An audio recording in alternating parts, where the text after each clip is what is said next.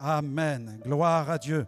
C'est extraordinaire de passer ces moments dans la présence de Dieu. Et vous qui êtes là sur les réseaux sociaux, que Dieu vous bénisse. Vous êtes en relation, en connexion avec le Gospel Vision Center basé à Troyes, dans le département de l'Aube en France. Que Dieu vous bénisse et que ce message vous fasse du bien. J'aimerais vous parler d'un sujet ce matin que j'ai intitulé « Comment libérer la vie surnaturelle de Dieu ». Amen. Répète avec moi, comment libérer la vie surnaturelle de Dieu. Amen. Les rachetés ont besoin de connaissances. Ils ont besoin de connaissances, sinon ils s'éteignent. J'ai remarqué que les chrétiens, les rachetés qui s'éteignent, ce sont ceux qui manquent de connaissances. Ceux qui n'ont pas compris quel est leur statut, quel est leur positionnement, quelle est leur autorité, quel est leur mandat, quelle est leur puissance. Donc toute cette identité en Christ est fondamentale pour pouvoir vivre l'épanouissement dans la vie chrétienne. Parce que le Seigneur nous appelle à bien plus que de cirer les chaises avec le fond de nos pantalons. Amen. Le Seigneur nous appelle à répandre l'évangile. Amen.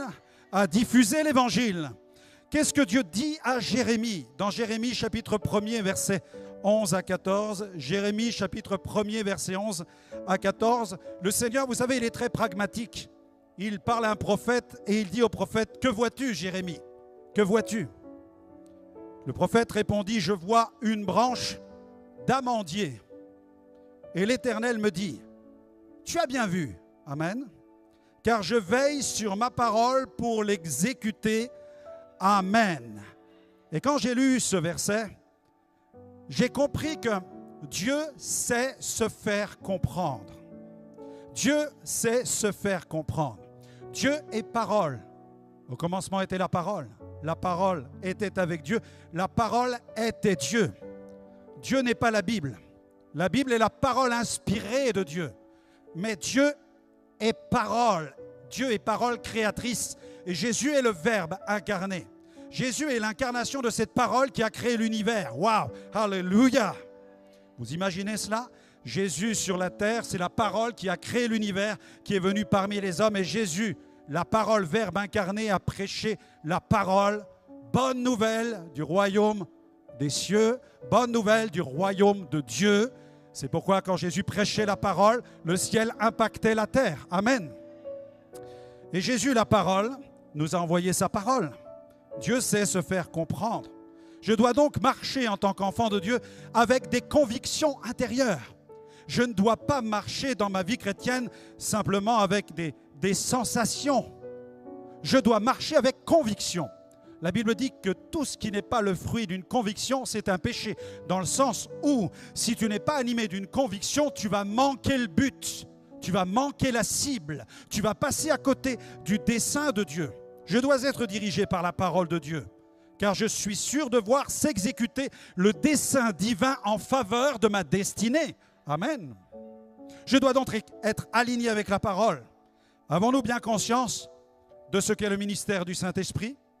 Amen. Le Saint-Esprit est vraiment un pédagogue, ça veut dire un enseignant. Le Saint-Esprit, c'est comme un berger, c'est comme un docteur qui vous enseigne sur le plan spirituel. C'est pourquoi il est important d'être enseigné par le Saint-Esprit. D'ailleurs, l'une des paroles prophétiques concernant la fin des temps touche au fait que l'onction va enseigner tous les croyants. Amen. Donc, le Saint-Esprit va occuper ce rôle de pasteur à vos côtés, en vous, pour vous diriger dans tout ce que Dieu a prévu d'avance. C'est pourquoi tu n'as plus le droit d'être conduit par ta chair. Tu n'as plus le droit d'être conduit par tes sensations. Tu n'as même plus le droit d'être conduit par tes yeux, par l'esprit du monde, par les propositions que le monde peut t'offrir. Tu n'as pas le droit d'être conduit de cette manière. Vous ne pouvez pas imaginer toutes les propositions qu'on m'a faites avant d'ouvrir le Gospel Vision Center. Des propositions de ministère avec des salaires énormissimes. Et pas seulement en France, mais à l'étranger. Si j'avais suivi simplement les zéros qu'il y avait sur le chèque, je n'aurais jamais ouvert cette église. Nous n'aurions jamais ouvert cette église. Et bien entendu, au-dessus de tout cela, c'est Jésus qui l'a ouvert. Parce que Jésus est le fondateur de l'église. Amen. Mais en même temps, Jésus nous associe à son œuvre. Jésus travaille avec les hommes, le ciel travaille avec les ministères. Mais nous avons répondu non pas à l'appel des finances, mais à l'appel de Dieu. Amen. Et je t'invite en tant qu'enfant de Dieu à être dirigé par le Saint-Esprit et non pas par la chair. Non pas par tout ce qui brille. Tout ce qui brille n'est pas or. Et il faut que Dieu soit dans tes affaires. Romains 8, versets 13 à 14. Romains 8, versets 13 à 14. Si vous vivez selon la chair, voilà ce que la Bible nous prophétise. Si vous vivez selon la chair, vous mourrez.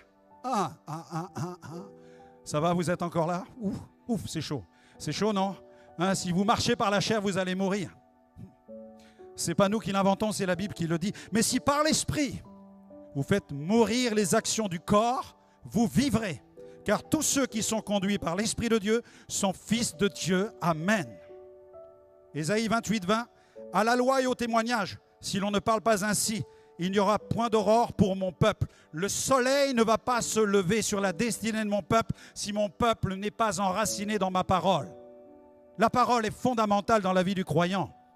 Consultons Dieu, interrogeons le Saint-Esprit. Ne nous entêtons pas lorsque nous empruntons un chemin qui n'est pas validé par le Saint-Esprit. Il ne suffit pas d'emprunter un chemin qui nous semble bon. Encore faut-il qu'il soit validé par le Saint-Esprit. Sinon, tu vas dans le mur, sinon tu vas t'égarer, sinon tu vas te perdre, sinon tu vas mourir sur le plan spirituel. Regardez ce que la Bible dit au sujet d'Isaac dans Genèse 26. Genèse 26, verset 1er. Genèse 26, verset 1er.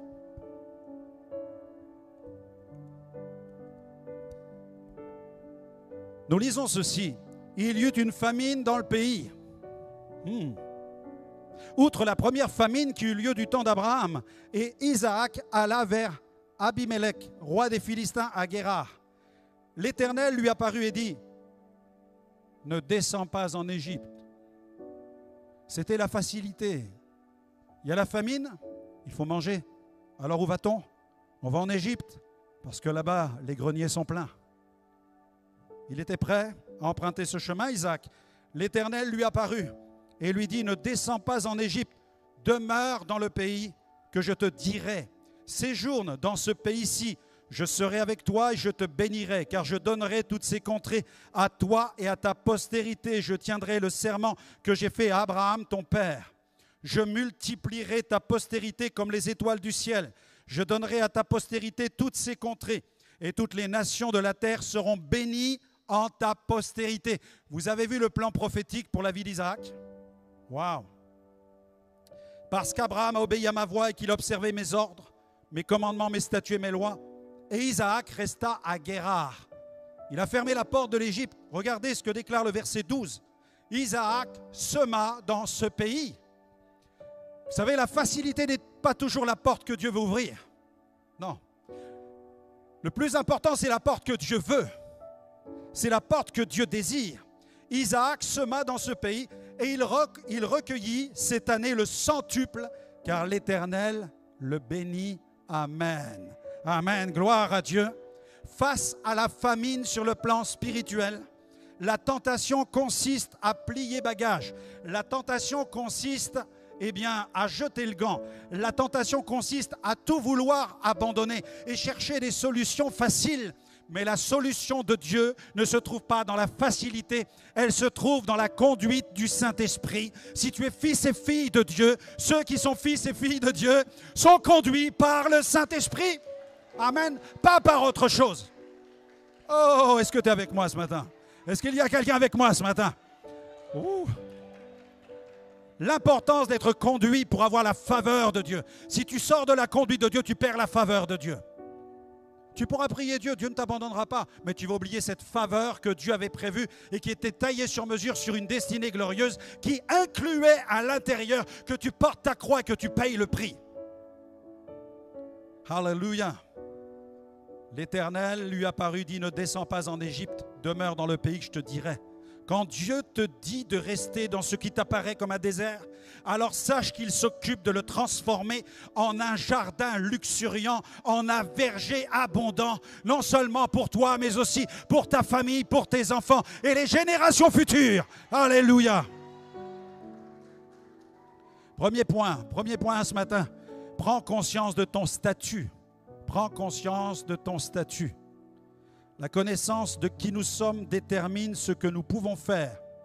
La connaissance de qui nous sommes détermine ce que nous pouvons faire, parce qu'en tant qu'enfant de Dieu, on ne peut pas tout faire et on ne peut pas faire n'importe quoi. C'est pourquoi la connaissance est importante. Faute de connaissance, mon peuple périt. Faute de connaissance, mon peuple est sans frein. Faute de connaissance, mon peuple part dans tous les sens. Faute de connaissance, mon peuple part dans toutes les directions. Mais lorsque mon peuple a de la connaissance, il marche sur un chemin que Dieu a tracé. Il y a dans le cœur du juste des chemins qui sont tous tracés. Amen. Et c'est par la communion et l'alignement avec le cœur de Dieu et la volonté du Père que tu vas marcher sur ce chemin-là et que tu ne vas pas t'égarer. Nous avons lu dimanche cette parole prophétique incroyable tirée des psaumes que Jésus a saisie comme un fouet avec lequel il a infligé un coup aux pharisiens. Non, Jésus, dans Jean 10, versets 34 à 35, a cité le psaume 82, verset 6. « N'est-il pas écrit dans votre loi, j'ai dit, vous êtes des dieux ?» Si elle, c'est-à-dire votre loi, a appelé Dieu, c'est-à-dire vous, ceux à qui la parole de Dieu a été adressée, et si l'écriture ne peut être anéantie, celui que le Père a sanctifié, c'est-à-dire Jésus qui a été mis à part et envoyé dans le monde, vous lui dites, tu blasphèmes, et cela parce que j'ai dit, je suis le Fils de Dieu. Mes amis, en Christ, l'homme est restauré dans son identité de fils et de fille de Dieu. Il ne devient pas un Dieu, mais il est participant de la nature divine que Dieu a placée en lui, parce qu'il devient l'habitation de Dieu en esprit. Alléluia! Et Jésus, le Fils de Dieu, nous a montré ce qu'était le Dieu qui a accepté de se dépouiller de sa gloire pour marcher parmi les hommes, loin du Saint-Esprit et de force. Alléluia! Vous êtes une race d'un genre nouveau sur cette planète. Dis-le à ton voisin, tu es une race d'un genre nouveau. Allez, réveille-toi, alléluia. Tu parles à 2-3 personnes. Et là, tu dis, tu es une race d'un genre nouveau. Tu lui dis, est-ce que Jésus est en toi? Pose-lui la question, est-ce que Jésus règne en toi? Est-ce que Jésus règne en toi? Alors tu peux lui dire, s'il te dit oui, tu peux lui dire, tu es une nouvelle création. Tu es une nouvelle création. Tu es une nouvelle créature. Ouh, alléluia. C'est mon verset favori. C'est le verset de ma conversion. 2 Corinthiens 5, 17. Si quelqu'un est dans le Christ, il est une nouvelle création. Les choses anciennes sont passées. Voici, toutes choses sont devenant nouvelles. Jour après jour, continuellement, toutes choses deviennent nouvelles en permanence. Alléluia. Parce que tu es nouvelle création. Tu es participant de la nature divine. Dieu soit béni. Vous êtes une race d'un genre nouveau. Jésus a eu des échanges souvent tendus avec ses disciples parce qu'ils ne prenaient pas conscience de leur statut de disciples choisis. Ils n'intégraient pas les enseignements de Jésus. Souvent, vous remarquerez dans la lecture des évangiles, vous avez cette phrase « Jusqu'à quand vous supporterai-je » Vous avez lu ça? Quels sont ceux qui ont déjà lu ça? « Jusqu'à quand vous supporterai-je » Et nous voyons plusieurs scènes où Jésus réprimande ses disciples. Vous connaissez la scène de la tempête. Jésus qui est à l'arrière de la barque et qui tout à coup va se lever alors que les disciples paniquent. Et puis là, ils vont commencer à pousser des cris. Et le Seigneur va se lever. Les disciples vont dire, Seigneur, sauve-nous, nous périssons. Et Jésus va leur répondre, pourquoi avez-vous peur, gens de peu de foi?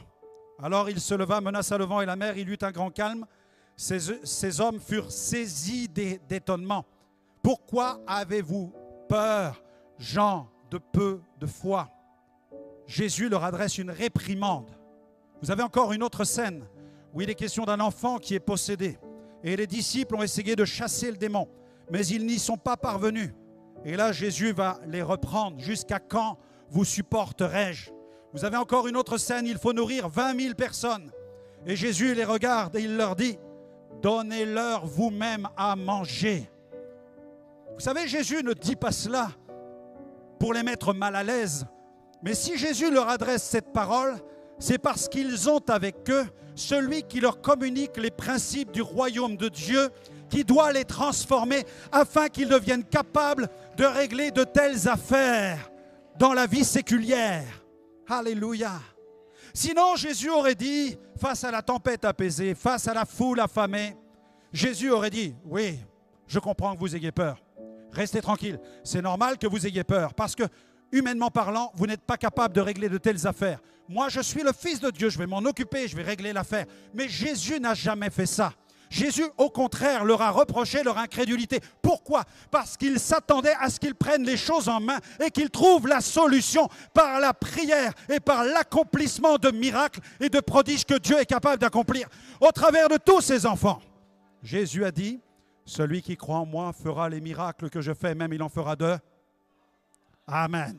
Il en fera de plus grands. Amen. Déclare ce matin, je prends conscience de mon statut.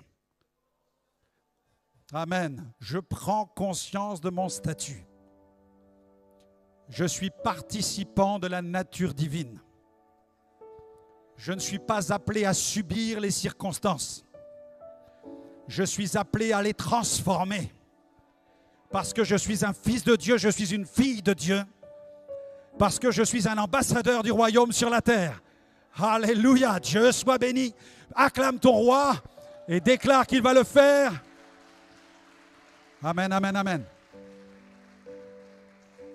Je sais qu'un tel message bouscule des raisonnements chez certains chrétiens qui ont été nourris de l'idée qu'ils sont simplement appelés à être victimes et à subir les problèmes de la planète Terre parce que le monde va à la dérive et qu'il n'y aura plus d'amour sur la terre, il n'y aura plus de foi, il y aura pénurie de foi, pénurie d'amour, pénurie de vérité. Mais je vois dans la parole de Dieu qu'il y a une église apostate qui va s'enfoncer sur la terre, mais je vois aussi que la bonne nouvelle sera prêchée à toutes les nations pour servir de témoignage et seule une église vivante peut proclamer un tel message. Amen. C'est pourquoi je crois au réveil de l'église dans les derniers temps. À Dieu soit la gloire.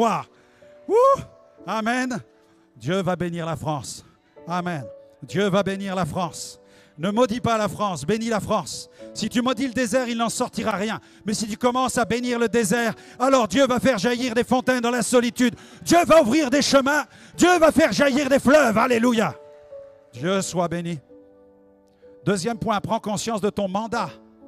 Dieu nous parle du mandat dans Matthieu 28, 19 à 20. Jésus s'étant approché, leur parla ainsi. Tout pouvoir m'a été donné dans le ciel et sur la terre. Allez, faites de toutes les nations des disciples, les baptisant au nom du Père, du Fils et du Saint-Esprit. Enseignez-leur, observez tout ce que je vous ai prescrit. Et voici, je suis avec vous tous les jours jusqu'à la fin du monde. Mes amis, Jésus est sur le trône, mais il est sur le trône, il règne, et du trône, il est avec nous tous les jours dans le monde pour accomplir son œuvre. Amen. Et voici les miracles, Marc 16, 17 à 18.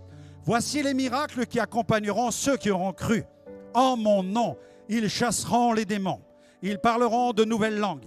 Ils saisiront des serpents. S'ils boivent quelques breuvages mortels, il ne leur fera point de mal. Ils imposeront les mains aux malades et les malades seront guéris. Amen. Voici les miracles qui accompagneront qui? Amen, amen, amen.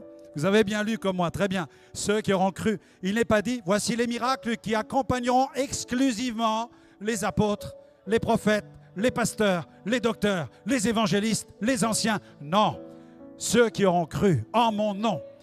Dieu a proclamé son nom sur toi. Si mon peuple sur qui est invoqué mon nom, et le nom de Jésus est invoqué sur ta destinée. Et c'est par la puissance de ce nom que tu peux prier pour les malades. Ce n'est pas par le nom du pasteur untel, ce n'est pas par le nom de tel ou tel apôtre. C'est par le nom puissant de Jésus. En mon nom, vous chasserez les démons. En mon nom, vous guérirez les malades. En mon nom, si l'ennemi répand du poison dans ta vie, ce poison n'aura aucun effet. Alléluia. En mon nom, tu saisiras les serpents. Tu vas tordre le cou aux sorciers. Alléluia, tu vas saisir le serpent. Ne t'abuse pas à aller dans un centre animalier pour essayer d'y acheter des serpents, pour les nourrir chez toi et ensuite les attraper par la main. Perds pas ton temps avec cela. Non, tu vas saisir les serpents, tu vas tordre le cou. Tu vas tordre le cou du sorcier. Tu vas tordre le cou du guérisseur. Tu vas tordre le cou du marabout. Tu vas tordre le cou du magicien. Au nom puissant de Jésus, toute sorcellerie sera anéantie. La gloire de Dieu va se manifester. Toute sorcellerie dans notre pays va être balayée par la puissance d'une église vivante, par la puissance d'une église lumière. Alléluia. Gloria Sarabaya Santa.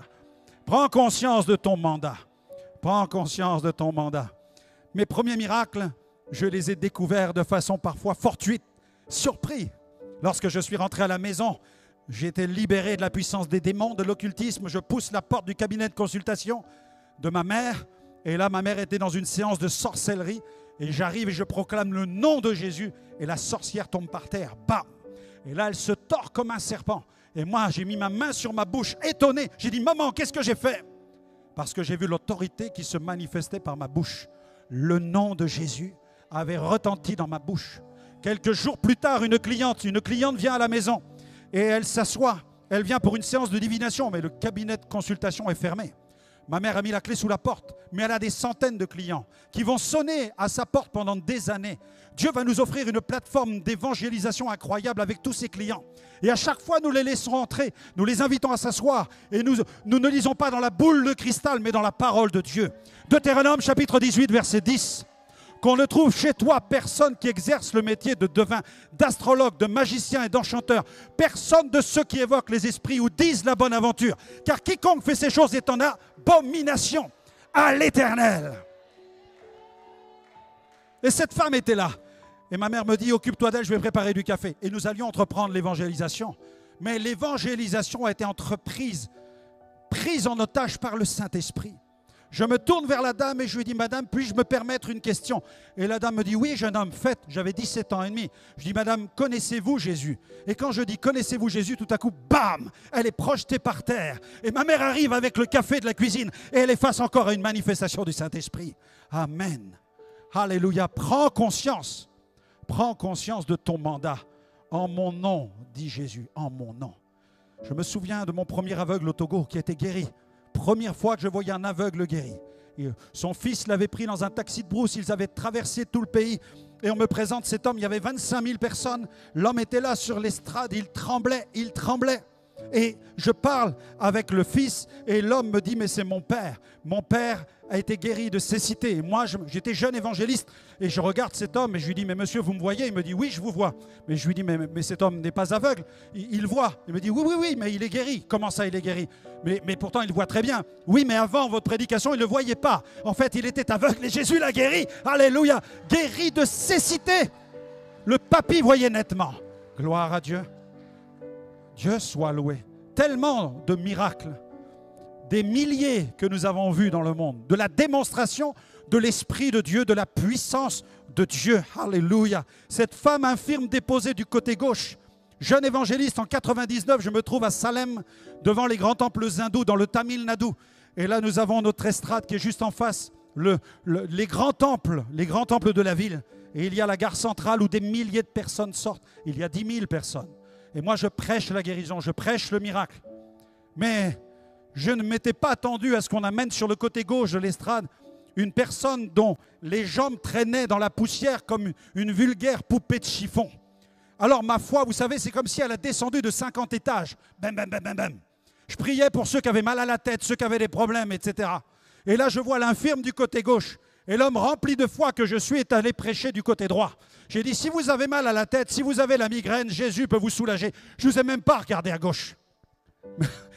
Mais le Seigneur, vous savez, c'est comme quand on gonfle les matelas gonflables, vous voyez. Le Seigneur a fait pareil avec ma foi.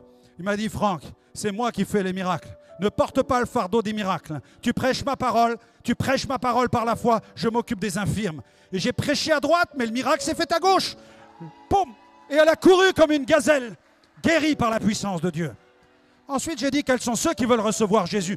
J'ai vu 10 000 personnes courir devant l'estrade, mes amis. Le mandat que Jésus nous a donné, c'est le mandat du surnaturel. Voici les miracles qui accompagneront ceux qui auront cru en mon nom. Alléluia.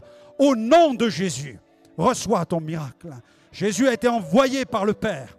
Et dans Jean 17, verset 18, il dit, comme tu m'as envoyé, Père, dans le monde, je les ai aussi envoyés dans le monde. Amen. L'onction était tellement puissante sur les apôtres qu'à un certain moment, dans certaines villes, ils ont cru être les témoins de la manifestation physique, corporelle des dieux de la mythologie. Dans Actes 14, versets 11 à 12, à la vue de ce que Paul avait fait, parce que Paul accomplissait des miracles, la foule éleva la voix et dit en langue lycaonienne, « Les dieux sous une forme humaine sont descendus vers nous. » Amen. Mes amis, j'ai été saisi par cette conscience de la manifestation du divin en 1996 en Argentine avec Carlos Anacondia. Il y avait ce soir-là dans le quartier 8 à 10 000 personnes. Et quand j'ai pénétré dans la foule, il y avait une telle onction que j'avais l'impression d'être face à un Dieu de l'Antiquité qui prêchait. Son message était d'une simplicité, mais l'onction que Dieu répandait sur l'endroit était telle que vous étiez saisis par la conscience de la présence de Dieu. C'est pourquoi il déclare « Vous êtes comme des dieux » parce qu'à certains moments, l'onction est telle que nous sommes immergés dans la présence de Dieu et que les prodiges et les miracles s'accomplissent en son nom. Alléluia. Gloire à Dieu.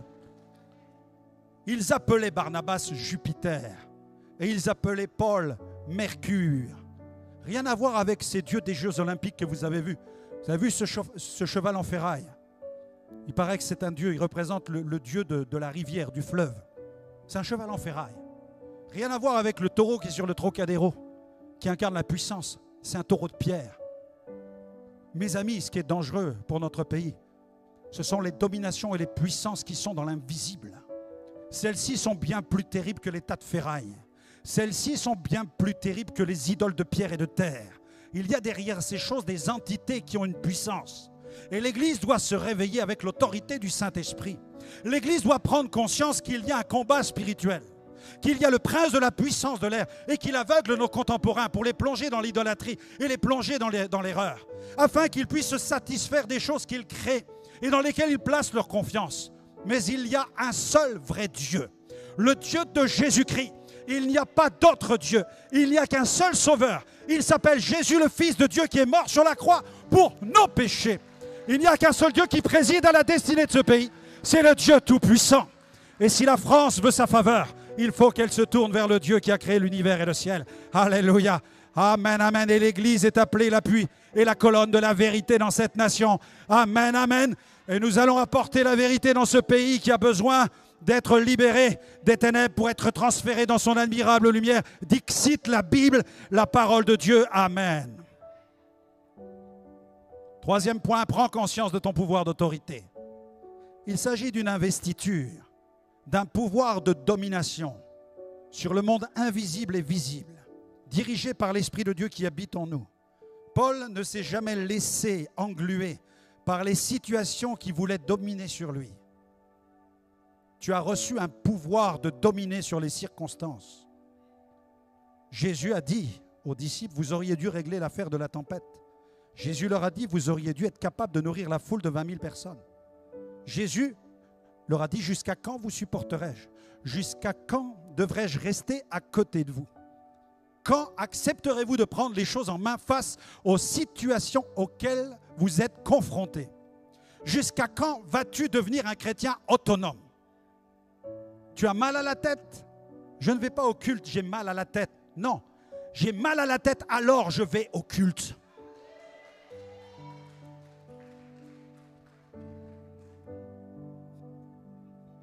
Parce qu'on va prier pour moi et je vais être guéri. Ça, c'est la foi. Mais certains ont la foi dans le lit. Certains ont la foi dans le cachet d'aspirine.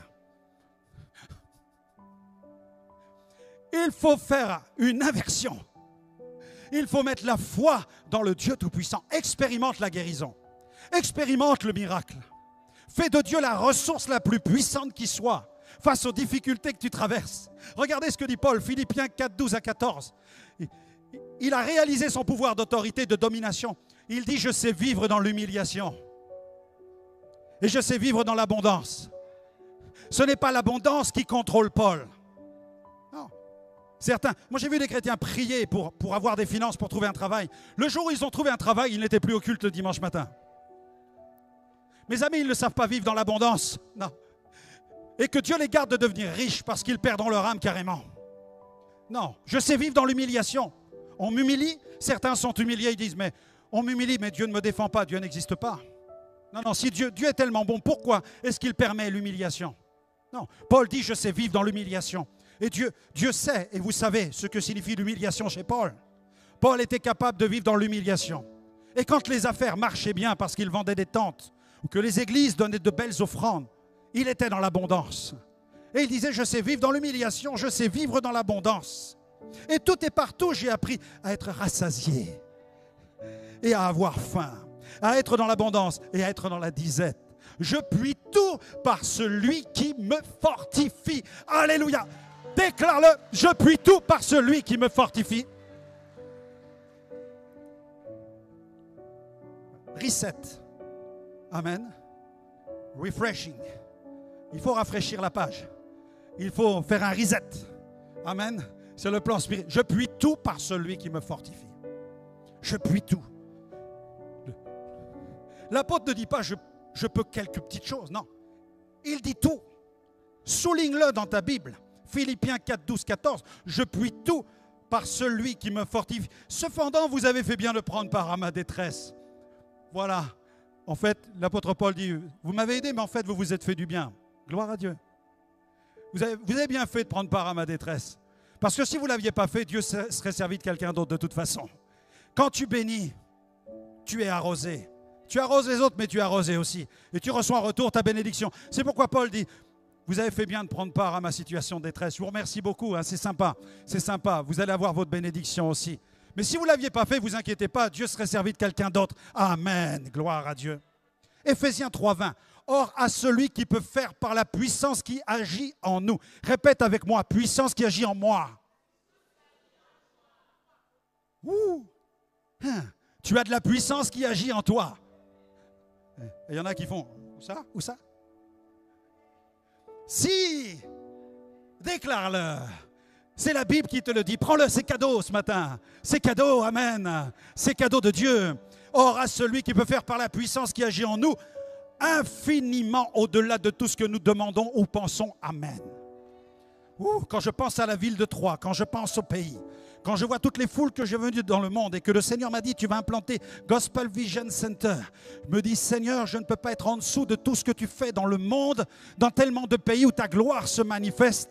Et tout à coup, le Seigneur me surprend, il me dit, tu penses à quoi? Et je dis, je pense à ça. Il me dit, tu es un petit joueur. Le Seigneur me dit, tu es un petit joueur. Parce que Dieu voit au-delà, bien-aimé. Les choses que tu peux imaginer comme étant grandes, Dieu voit au-delà. Dieu voit au-delà de tout ce que tu peux penser, de tout ce que tu peux imaginer, et même de tout ce que tu peux prier, parce qu'il est tout-puissant. Commence à élargir ta conscience de ton pouvoir d'autorité. Colossiens 2:10, vous avez tout pleinement en lui, qui est le chef de toute domination et de toute autorité dans le ciel et sur la terre. Amen. C'est pourquoi n'entre pas en guerre contre un tel et un tel. C'est pourquoi n'entre pas en guerre contre les autorités autour de toi, quelles qu'elles soient, que ce soit dans ton travail, dans ton entourage. Tu n'as pas besoin de te battre. Dieu est au-dessus. Amen. Dieu est au-dessus. Pierre manifeste son pouvoir surnaturel, pouvoir d'autorité face à un infirme qui se prive, qui se trouve à l'entrée du temple. Pierre va lui dire, je n'ai ni argent ni or. Je n'ai pas le pouvoir des finances. Non. Je suis un laissé pour compte. Dans ma société, je suis un marginal. Dans ma société, je suis un marin-pêcheur qui a quitté la pêche pour servir Jésus-Christ. Je suis un apôtre. Je n'ai fait aucune école biblique. Je n'ai pas de certificat. Je n'ai pas de diplôme. Je n'ai pas de versement de salaire. J'ai choisi de servir Jésus-Christ. Écoute-moi bien, l'infirme. Je n'ai ni argent ni or. Mais j'ai quelque chose que la bourse ne peut pas te donner. C'est le nom puissant de Jésus-Christ. Au nom puissant de Jésus-Christ de Nazareth, lève-toi et marche. D'un bond, il fut debout et se mit à marcher. Alléluia. Seule l'onction du Saint-Esprit et le mandat divin et le pouvoir d'autorité est capable d'accomplir de telles choses. Je n'ai ni argent ni or. Cette femme à l'île Maurice, 3 jours avant, je lui ai dit, madame, vous allez venir samedi au stade, je vais prêcher l'évangile, je lancerai un appel. Vous viendrez, vous vous tournerez vers Jésus, je vous dirai de sortir de la chaise roulante et vous marcherez. Il y avait 21 000 personnes présentes, 21 000 témoins. Les choses se sont accomplies comme la parole prophétique l'avait déclaré, parce que c'est la puissance du Saint-Esprit, mes amis. Et nous avons besoin de ce mouvement surnaturel de Dieu. Nous avons besoin de réaliser que l'Église ne peut se bâtir seulement sur des raisonnements et de bonnes pensées. L'Église a besoin d'une bonne théologie. Elle a besoin de bonnes rives, mais elle a besoin d'un fleuve. Sinon, le fond, le lit du fleuve est sec. Et personne ne peut aller y pêcher du poisson. Mais s'il y a des rives, les rives de la parole et le fleuve de l'esprit, alors la pêche devient miraculeuse. Avec une multitude de pêcheurs, qui se lève, alléluia, pour remplir les filets du royaume de Dieu. Amen. Oh, Dieu soit béni. Je n'ai ni argent ni or, mais ce que j'ai, je te le donne au nom de Jésus-Christ. Quatrième point, prends conscience de ton héritage. Prends conscience de ton héritage. Jésus s'étant approché, leur parlait ainsi: tout pouvoir m'a été donné dans le ciel et sur la terre. Ce statut, cette autorité, bien-aimés, ne viennent pas de moi, ne viennent pas de nous, mais ils viennent de l'œuvre accomplie par Jésus. C'est le fruit du rachat, c'est le fruit de la restitution. Comprenez bien l'œuvre glorieuse, c'est le fruit de la nouvelle alliance, accomplie par le sacrifice de la croix. Jean 3,5, Jésus déclare à Nicodème: ce qui est né de la chair est chair, mais ce qui est né de l'esprit est esprit. Le terme grec employé ici pour le mot esprit, ce qui est né du Saint-Esprit. Si vous allez voir dans l'original, vous verrez que le terme employé, c'est pneuma. Ce qui est du pneuma, c'est-à-dire ce qui est du Saint-Esprit, Jésus dit, ce qui est du Saint-Esprit est esprit. Le texte ne dit pas ce qui est du Saint-Esprit est spirituel. Détrompez-vous, ne cherchez pas à être spirituel. Le texte de Jésus dit ce qui est du Saint-Esprit est Saint-Esprit. Ce qui est du pneuma est pneuma. C'est ce que déclare la parole. Si l'auteur avait souhaité utiliser le mot spirituel, il aurait dit ce qui est du pneuma est pneumatikos. Le texte aurait été écrit ainsi: ce qui est du Saint-Esprit est spirituel. Non, Jésus dit ce qui est du Saint-Esprit pneuma est Saint-Esprit pneuma. Ça veut dire ce qui est né du Saint-Esprit devient l'habitation de Dieu dans le Saint-Esprit. Ce qui veut dire que vous accueillez le ministère du Saint-Esprit en vous et vous êtes censé évoluer et libérer la vie surnaturelle de Dieu. Ce qui transforme radicalement le concept de vie chrétienne avec lequel nous avons été formatés en Europe de l'Ouest. Un concept qui comprend l'idée d'aller au culte le dimanche matin pendant 1 heure, de s'asseoir, d'écouter, de rentrer et de prendre l'apéro. Non, la Bible nous dit carrément autre chose. 24 heures sur 24 et 7 jours sur 7, vous êtes des habitations de Dieu en esprit. Et chaque minute que Dieu fait, chaque seconde que Dieu fait, l'Esprit de Dieu est en vous, impatient et dans l'attente d'opérer à tout moment face à une situation que vous allez rencontrer. Amen. Vous devenez les vecteurs de l'action du Saint-Esprit, les canaux de la manifestation de sa gloire. 5e point. Prends conscience de ta saison. Prends conscience de ta saison. Dans Matthieu 11, verset 12, il est écrit: depuis le temps de Jean-Baptiste jusqu'à présent, le royaume des cieux est forcé et ce sont les violents qui s'en emparent.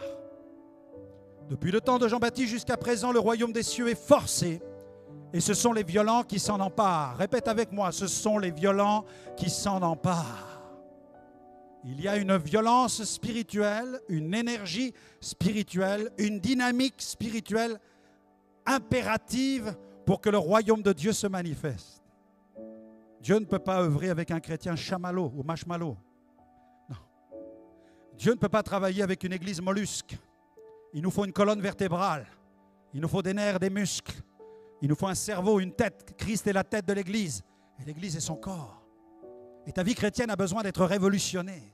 Plus que de la réforme, métamorphosée. Amen.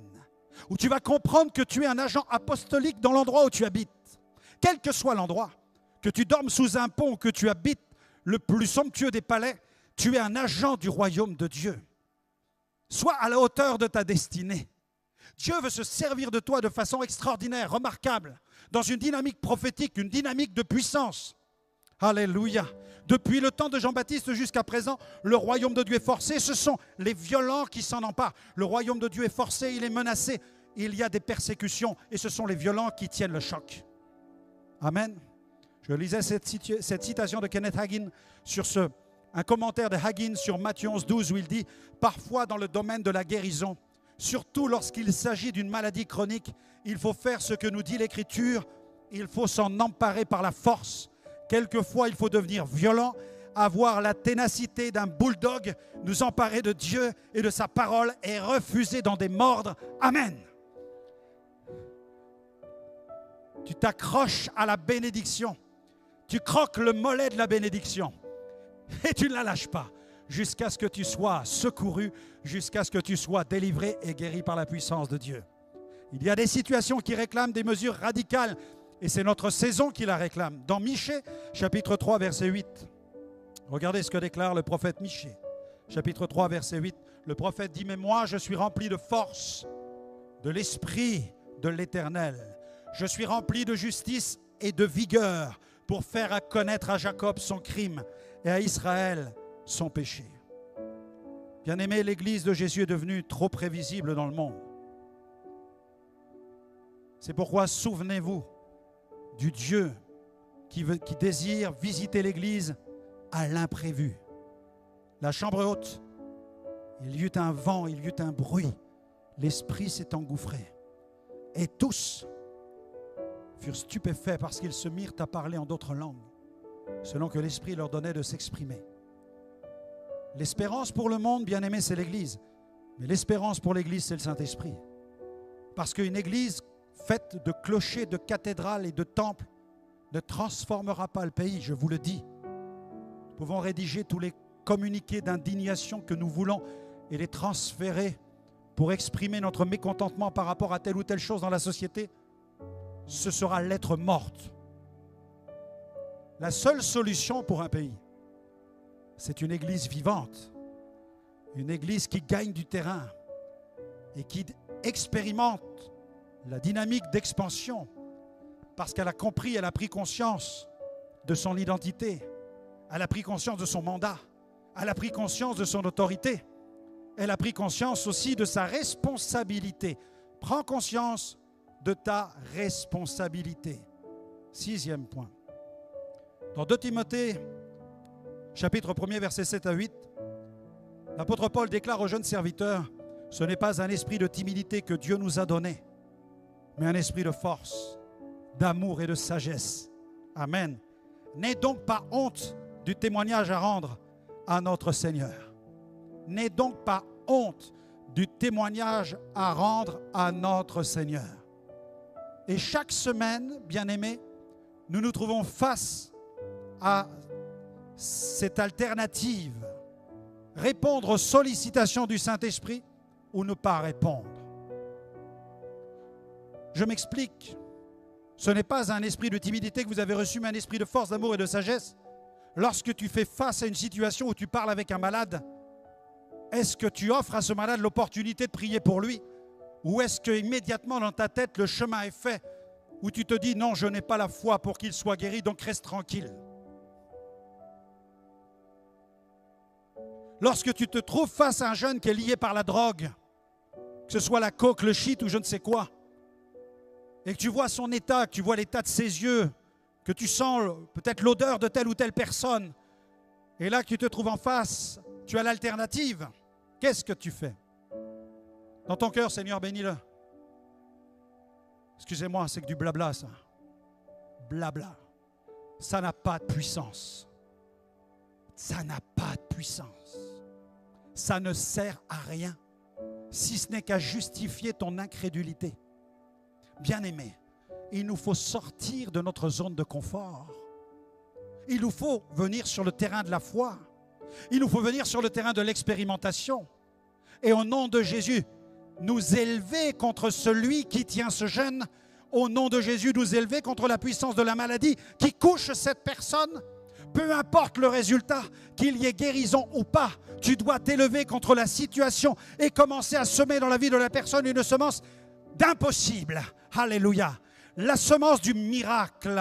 La semence du miracle que Dieu est capable, lui, d'accomplir. Parce que j'ai vu des gens pour lesquels j'ai prié sans résultat.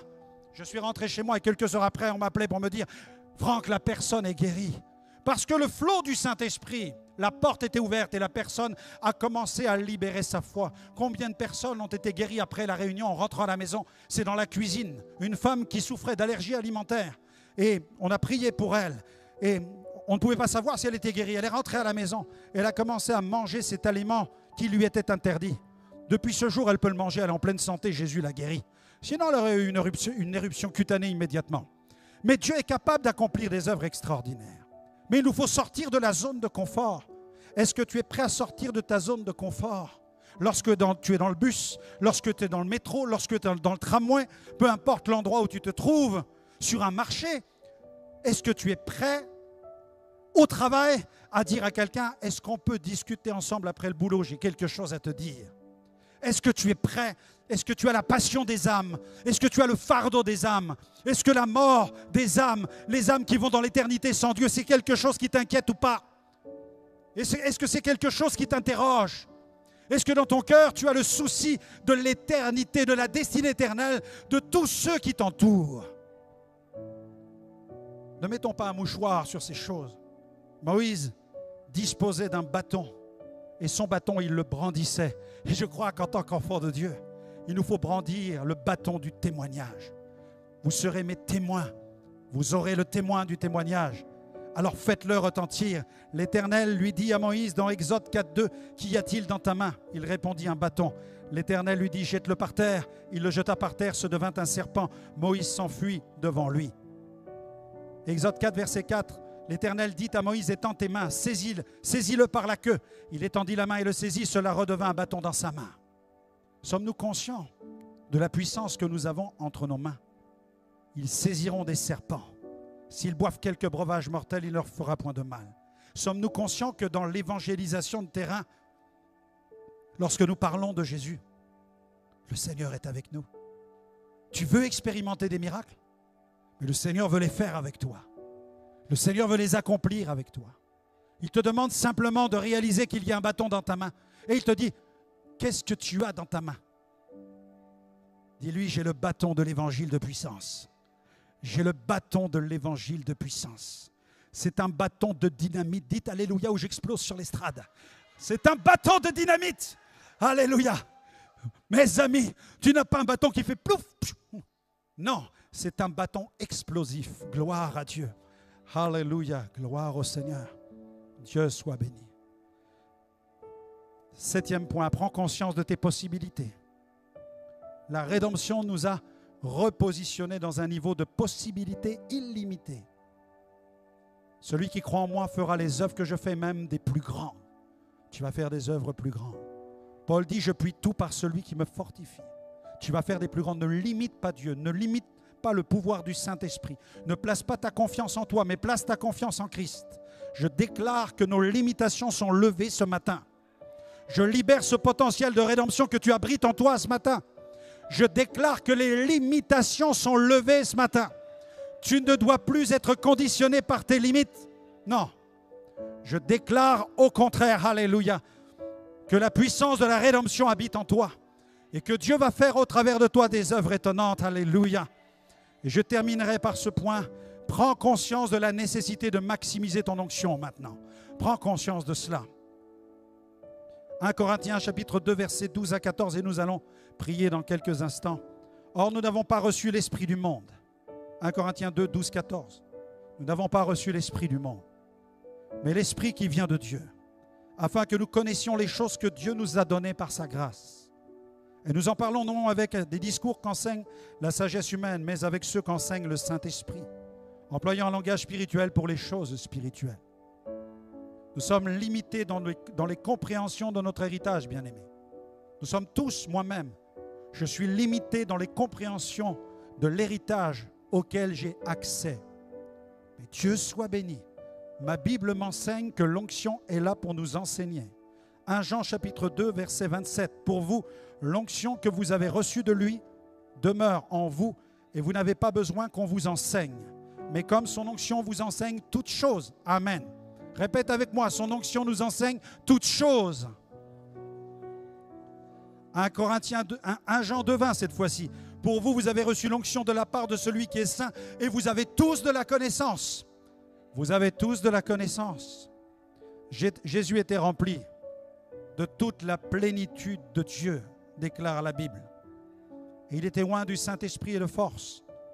En ce qui nous concerne, nous devons rechercher la présence du Saint-Esprit. Paul le dit. Ne vous enivrez pas de vin, c'est de la débauche. Ne buvez pas ce que le monde consomme à foison. Non, vous buvez le Saint-Esprit. Alimentez-vous du Saint-Esprit. Consommez le Saint-Esprit. Soyez remplis du Saint-Esprit. Je crois que l'une des plus belles preuves du salut est celle du témoignage intérieur et extérieur du Saint-Esprit. La Bible dit que le Saint-Esprit rend témoignage à notre esprit que nous sommes enfants de Dieu. Et ça, c'est le premier témoignage du Saint-Esprit. Quand tu te lèves le matin, tu sais que tu es sauvé. Tu vas à l'église, tu sais que tu es sauvé. En tout cas, je le crois. En tout cas, je l'espère. Je suis sauvé. Merci Jésus. C'est le témoignage intérieur du Saint-Esprit. Et puis, il y a le témoignage extérieur de ton salut. C'est que Jésus baptise de feu. Il baptise de feu ceux qui sont sauvés. Et ils ont un témoignage extérieur. Ils peuvent parler en d'autres langues parce qu'ils sont baptisés de feu. Et dans les langues nouvelles, ils proclament la gloire de Dieu. Ils entrent dans le surnaturel et ils libèrent la vie surnaturelle de Dieu avec des signes, des miracles et des prodiges. Amen. On se lève tous ensemble, s'il vous plaît. Le groupe peut venir sur l'estrade et nous allons prier dans quelques instants. Alléluia.